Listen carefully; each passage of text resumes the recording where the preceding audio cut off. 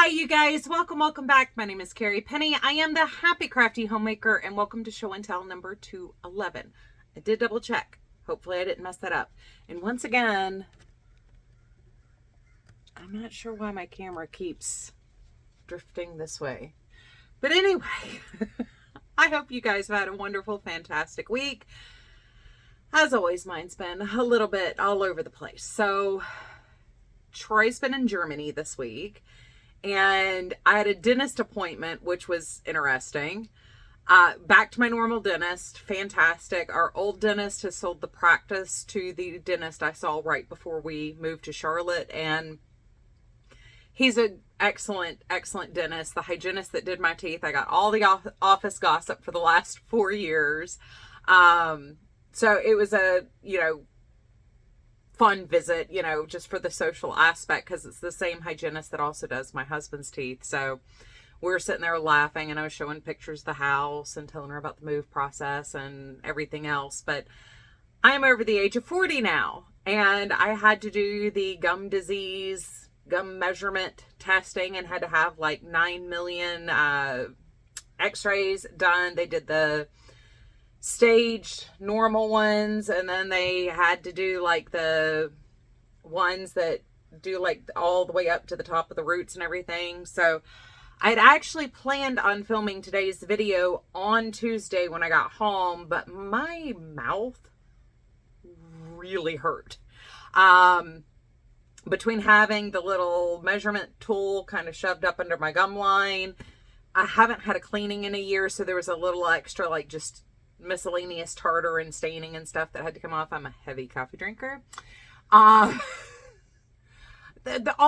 I do have to say, for it to have been a year between my cleanings, which I almost never do, the staining was not as bad as it could have been.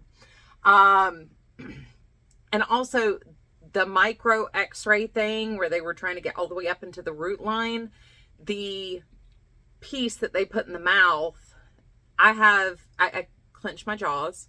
So I have a huge bony growth on the inside of my mouth, behind my bottom teeth and above my front teeth. So the cartridge thing kept digging into those spots. So I did not film on Tuesday. Also, I would like to point out, my skin is not actually falling off. I'm trying a new foundation. It is not working for me. The color is wrong. If I go one shade darker on this, it oxidizes and I turn Oompa Loompa looking. And for some reason, this shade decided to go on like clown makeup, but I don't really have time to change that. So, we're just going to roll with extra pale, weird looking me. I look like I just like crept off of some grandmother's doll shelf and went crawling through the house. Once I'm done filming videos for the day, I will definitely be removing all this, but I just don't have time if I want to get a video up tonight, because I am filming today on Thursday, the 1st of February. I don't have time to redo my makeup, so we're gonna roll with it. Anyway, dentist. I'm doing, since Troy's gone, I'm able to do some of the like tasks that I need to be able to set and let forget around the house for a period of time, like polishing the floors and the granite countertop and stuff like that. I can guarantee I won't go in there for an hour. I can't guarantee he won't. So taking care of those kinds of tasks and everything.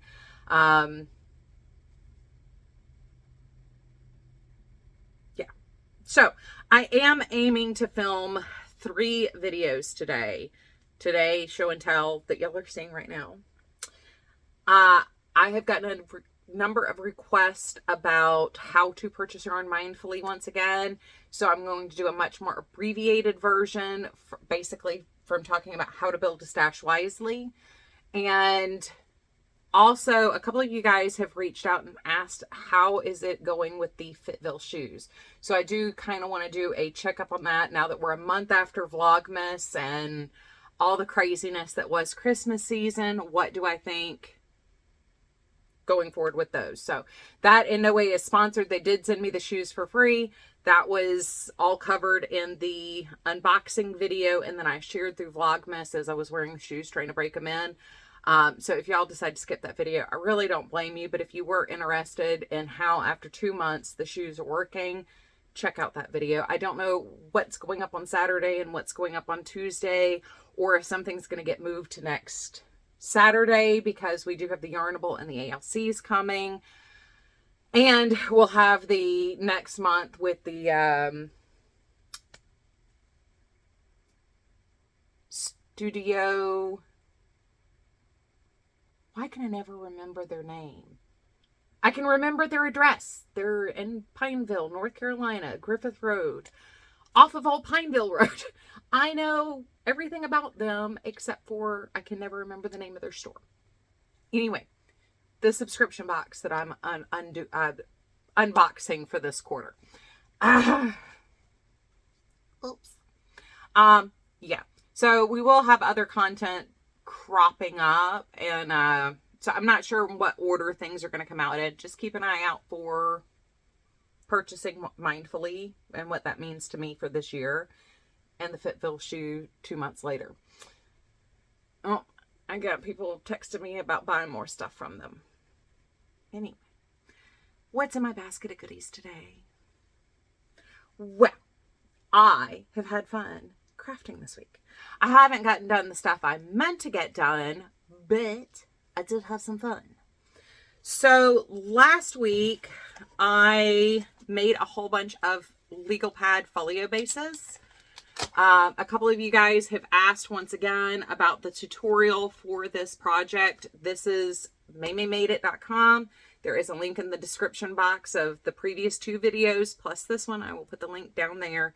But this is the legal pad folio. I did use Velcro on these, the Halloween-y themed ones. I made 3 Halloween themed folios. I will be giving away at least 2 of these if winners from the Spook Your Spring Make Along are in the US.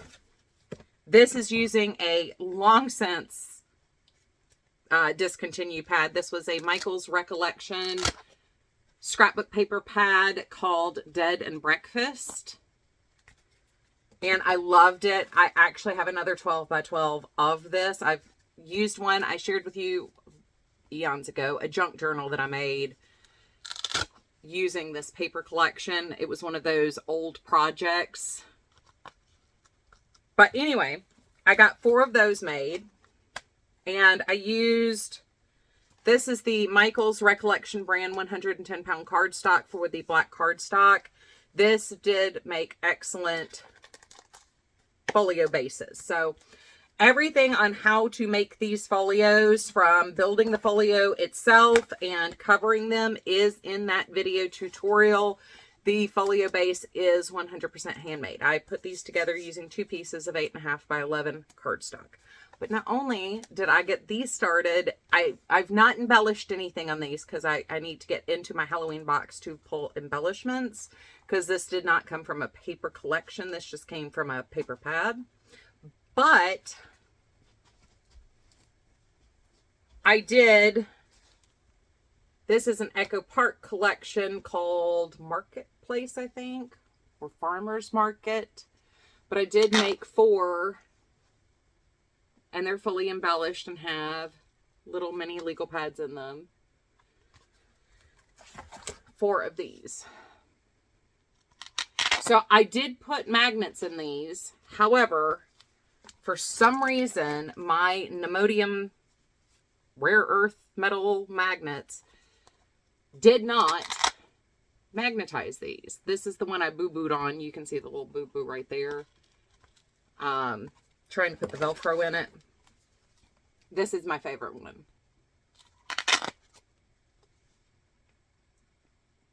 I still want to put something right here, but I'm not sure what I want to put in there. It says homegrown. I've had this collection in my craft room now for, I think it's dated 2015, which means and I got it on clearance from Hobby Lobby, so I probably got it like 2016, 2017. So once again, I am working through cardstock, which is one of my goals for this year. What am I going to do with all these? I genuinely don't know. Some of these will be gifted to friends just because, you know, they're not perfect, and I don't mind. Hey, I made this. It's not perfect, but it's still useful. You want a notepad? I do really like these because if you do gift them, one of the things I like about them, not only do they close, but the paper pad is interchangeable. So you can get, depending on how much you use it, you'll be able to get, you know, a year or two out of the cover, depending on how much you use the legal pad inside. So, and I keep these clean front just because I want to be able to drop them in bags, and you don't want anything to like catch. So that's why they're limited as far as like the embellishments on them. But anyway, there's that. So I got 8 mini legal pad folios built, and I'm pretty happy about that. Keeping in the theme of paper crafting, I did make a purchase from scrapbook.com, and I just want to share with you guys real quick because a number of you guys have asked about the dry adhesive that I use. I love score tape, but score tape gets very expensive, the brand name stuff. However, scrapbook.com makes an excellent double-sided adhesive roll. I did get the 1/4 inch. I got 3 of the 3/4 inch and 3 of the, is this 1.5? Because it's definitely more than an inch, but I think it's less than 2. Nope, 2 inches. Part of the reason why I went ahead and got this though is not only have I been like, just like die-harding making the folios, but I also want to go and make the photo album folio that was the inspiration for the legal pad folio. I do have the measurements printed out and sitting on my desk, and I have cardstock pulled together to build the folio, and I have picked a paper collection to decorate it with, but I'm very excited about it. I just know it's going to be quite a bit of, and for some reason I'm having better luck using the dry adhesive rolls than I am using the wet adhesive. I am trying out the Barely Arts glue, and like I said earlier in the videos, what might have been over Vlogmas where I was talking about it, it's a little bit more wet than the art glitter glue, and I'm very good at using the art glitter glue, so having something that's a little bit wetter has been a little challenging for me. I'm getting better using it. Part of it's user error, part of it is it's just a different kind of adhesive, but I did want to make sure I had enough dry adhesive to be able to do what I wanted to do. As my order was so large, I did also get, well, no, these were free gift regardless of the cost of your order, I believe. But I did get a 6x6 Reminiscence paper pack. And there was a set of dies that were also free gift with purchase. So that was kind of fun. Drop that down here. So next in the basket of goodies, I've tallied up everything that was part of the Addie King stuff. I do have some finishing works and not everything's in my basket. We'll share with that next week. But I did want to share with you what we've got here. So we have a hat. This one is using a universal yarn and Premier Anti-Pilling. This is one of the like team stripes that I got in one of the mystery bags back in like 2019. And this one is a double layer hat, just using the universal yarn. There is a cowl, and I know I was making hats and scarves together, so I'm not sure where the other scarf for this set got off to, but so I'll hold on to those. I do have partial next week, so I will be taking whatever is done to be donated. Same piece of plastic keeps following me around. I also have a little ear warmer and cowl set. So this is just a tube where I slip stitched the backside together. So it's not huge. Once again, I live in the Southeast, so we do get some cold days. Like you've heard me whinge over, it being 28 degrees a couple of times. But if you have a coat and a cowl like this, it's very easy to fold it over and keep it very close. But if you just need a little extra warmth or to breathe, you can open it up. I actually, for the purpose of warmth and like, you know, there are days like today where it was 33 when I got up this morning, but it's supposed, the high today is like 67, and then our low overnight is 36. So we have a lot of days like that where the temperature variance is rather large. So I find something like this a lot more effective at staying warm and being comfortable, and then you don't have to like necessarily carry it around with you all the time. You can leave it on and open and it's not stifling, or you can pull it up around your neck still. It's a convenient length in my personal opinion. The other set that we have here is a garnet hat, and this is using, these are all four using the it's Red Heart Soft, I believe. So I did do the box closure on the top of this hat, since it's a single color and I could see it easily. For some reason on the Uptown Worsted universal yarn hats, the purple and white ones, I cast on and cast off in white yarn. I don't know what I was thinking as I made these before we started the moving process, so I don't remember what was going through my brain, but really wish I hadn't done that. This is a I think it's a 6'3" scarf, and I just did a slip stitch closure on the ends of the tube there. So it's nice and neat, cute little set. Keep somebody warm.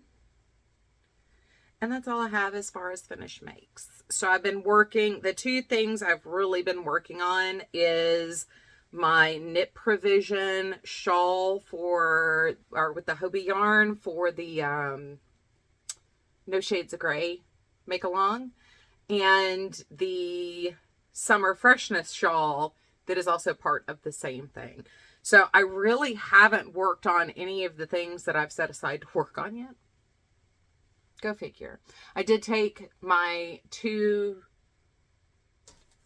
DK weight scrap balls and work on a square while I was waiting at the dentist office, but I really didn't have to wait that long. So they were ready for me when I got there. And I was a little early too. Excellent dentist. I gotta be honest.